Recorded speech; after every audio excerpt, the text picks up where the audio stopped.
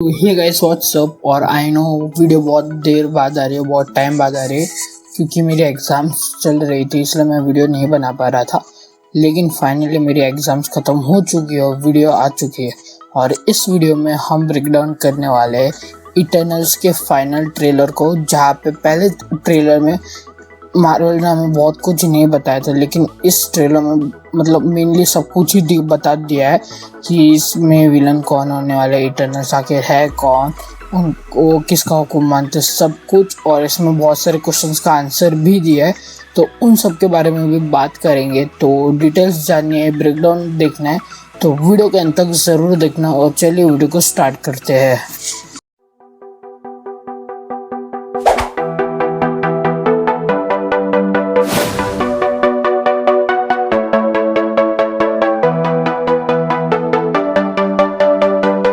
तो ट्रेलर के स्टार्टिंग में हम इक्रिस और एजेक को साथ में देख सकते हैं।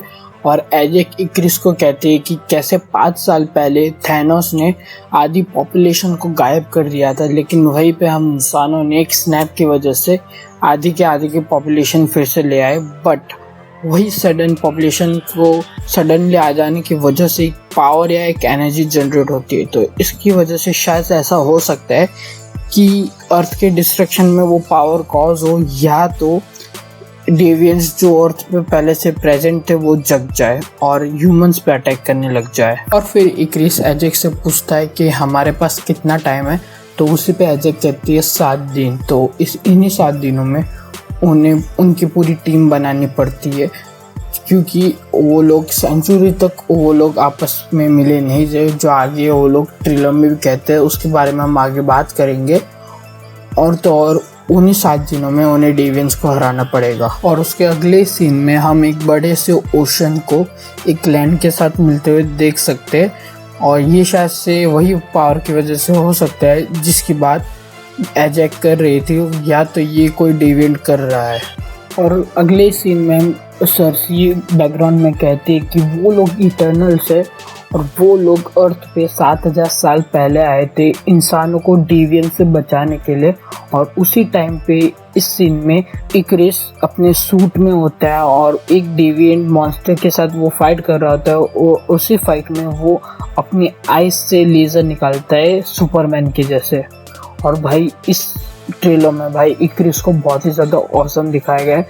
और भाई इस इक्रिस की वजह से मैं इटर्नल्स को देखने के लिए बहुत ही ज़्यादा एक्साइटेड हूँ। ये डार्क नाइट सर्सी से पूछता है कि वो लोग कहाँ पे थे जब थैनोस आया, बहुत सारी प्रॉब्लम्स आई अर्थ पे।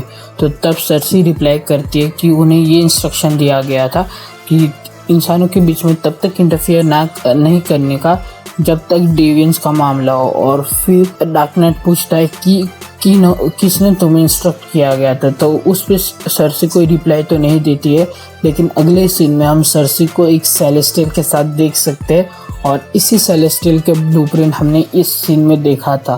तो इससे कंफर्म होता है कि सेलेस्टियल ने ही इटर्नल्स को अर्थ पे भेजा था डेवियंस से बचाने के लिए ह्यूमंस को। और उन्होंने ये इंस्ट्रक्ट किया था कि इंसानों के बीच में तब तक इंटरफेयर नहीं करने का जब तक डेवियंस का मामला ना हो। फिर क्रिस कहता है कि अब उन्हें फिर से मिलना पड़ेगा, यानी इटर्नल्स को फिर से टीम अप करना पड़ेगा। लेकिन उसी पे सर्सी कहती है कि उन्होंने बहुत सारे इटर्नल्स को तो कई सेंचुरी तक नहीं देखा है, और उन्हें इन्हीं 7 दिनों में टीम अप करना होता है, डेवियंस को भी हराना पड़ता है। लेकिन इन्हीं 7 दिनों में वो लोग टीम अप कर लेते हैं, जैसे कि हम इस सीन में देख सकते हैं। और फिर अगले सीन में फेस्टोस सार्केज्मली कहता है कि तुम्हें पता है कि किस चीज़ ने किसी भी प्लेनेट को नहीं बचा है, वो तुम्हारा सार्केज्म है। और फिर अगले सीन में फेस्टोस इटर्नल्स की शिप को ग्राउंड में से निकाल रहा होता है। और इस सीन को देख के ऐसा लग रहा होता है कि इटर्नल्स की शिप बहुत टाइम बाद निकल रही है ग्राउंड में से, यानी बहुत ही ज़्यादा सेंचुरीज के बाद निकल रही है।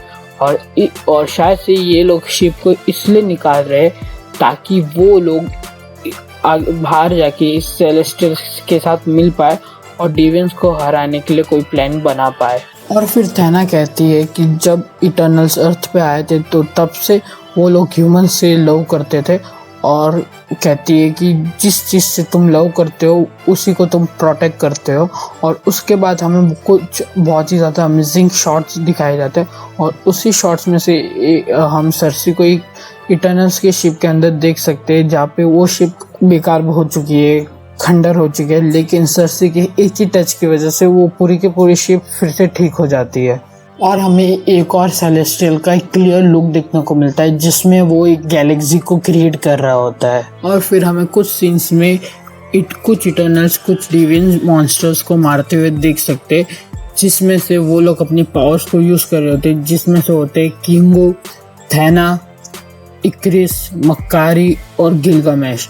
और भाई ये सीन्स बहुत ही ज़्यादा अमेजिंग थे और बहुत ही ज़्यादा ऑसम थे और इक्रिस का तो भाई फ़ैन बन चुका हूँ मैं। और फिर अगले सीन में हमें क्रो देखने को मिलता है जो कि डेविएंट होता है और वही इस मूवी का विलन होने वाला है। अब इसमें अमेजिंग चीज़ ये है कि अभी तक हमने एमसीयू में जितने भी एलियन विलन्स को देखे वो सारे ह्यूमंस के जैसे दिखते हैं, लेकिन क्रो बहुत ही ज़्यादा अलग दिखता है। तो ये बहुत ही ज़्यादा अमेजिंग चीज़ है। और क्रो थैना को ऐसे पकड़ के कह रहा है कि तुम लोग किसी को भी नहीं बचा पाओगे। तो इससे मेरे पास एक अच्छी थियोरी आ रही है या अच्छी मुझे चीज़ पता चली है। तो कॉमिक्स में क्रो डेविएंट्स का लीडर होता है और तो और क्रो पहला डेविएंट होता है जो अर्थ पे फॉर्म होता है। और तो और कॉमिक्स में क्रो और थैना के बीच में रिलेशनशिप भी होता है और दोनों के 2 बच्चे भी होते हैं। यस, दोनों के 2 बच्चे भी होते हैं। और इस सीन में क्रो थैना को ऐसे कंट्रोल करके कह रहा होता है। तो शायद से मुझे लगता है कि इटर्नल्स में हमें थैना और क्रो के बीच में कुछ रिलेशनशिप देखने को मिलने वाली है शायद से। और फिर आता है ये सीन जहाँ पे इक्रिस अमेज़न के ऊपर एक डेविएंट के साथ सुपरमैन के स्टाइल में लड़ रहा होता है और फिर वो ग्राउंड पे आता है उसी डेविएंट को मारने के लिए। और अगर आप इस सीन के बैकग्राउंड में देखो तो ये वही जगह है जहाँ पे ड्रूइग में देखने को मिला था। तो शायद से इक्रिस यहाँ पे ड्रूइग को लेने के लिए आया होगा। फिर मार्वल की मूवी है तो मार्वल की मूवी के ट्रेलर में एक फनी वे में एंडिंग तो होना बनता ही है। तो इसलिए इस सीन में सरसी और इक्रिस फेस्टोस के घर में फेस्टोस के साथ बैठे हैं और इक्रिस मजाक में फेस्टोस को कह रहा है कि क्या कि तुमने जो अपना घर बनाया वो बहुत ही ज़्यादा सेफ है और क्या ये टेबल वाइब्रेनियम से बनाया है। तो ये कह के वो टेबल को तोड़ देता है। फिर फेस्टोस कहता है ये एक आइकिया का मॉडल है। तो हाँ, यही था ब्रेकडाउन इटर्नल्स के फाइनल ट्रेलर का। अगर आपको ये ब्रेकडाउन अच्छा लगा तो प्लीज़ इस वीडियो को लाइक कर देना, चैनल पे नए हो तो सब्सक्राइब कर देना और बेल आइकन भी दबा देना। मुझे आप इंस्टाग्राम पे भी फॉलो कर सकते हो, लिंक इज़ इन डिस्क्रिप्शन, और मेरा डिस्कॉर्ड सर्वर भी ज्वाइन कर सकते हो, same link is in description.